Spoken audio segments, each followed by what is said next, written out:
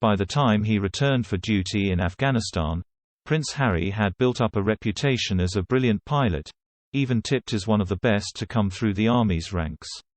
However, after completing his training at Sandhurst, the promising lieutenant was also required to operate weaponry and had previously been pictured firing a .50 caliber machine gun. The Prince's first tour in 2008 was conducted in secret, with the British press agreeing to a blackout on reporting, but during his second deployment to Helmand province in 2012, the media were welcomed and he even gave a tour of his camp. Showing journalists around his living quarters, he introduced two of his pals, who were playing a game of FIFA in front of a Union Jack flag. Asked how he was handling operating military weapons, he said it was a joy, adding, "I'm one of those people who loves playing PlayStation and Xbox.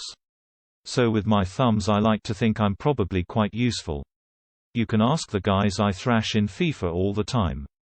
The throwaway comment sparked a backlash and, unusually, even drew a stinging response from the Taliban.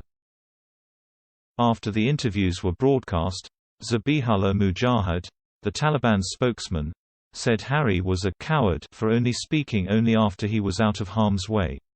To describe the war in Afghanistan as a game demeans anyone, especially a prince, who is supposed to be made of better things, he said.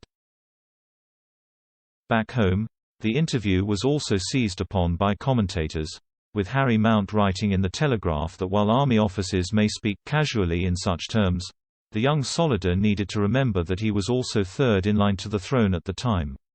"He isn't like other soldiers, much as he'd like to be," he wrote. Nonetheless, Harry's 10 years with the Household Cavalry's Blues and Royals were widely regarded as an admirable and successful spell for the Royal. Indeed, while training as a pilot in California ahead of his second tour to Afghanistan, the Prince reportedly stunned instructors by finishing top of his class. A senior British Army source told The Sun, "It sounds like a con, but Harry is genuinely shaping up to be one of the best young Apache pilots this country has ever seen. His U.S. instructors have to treat him the same as everyone else, as we all do in the British Army.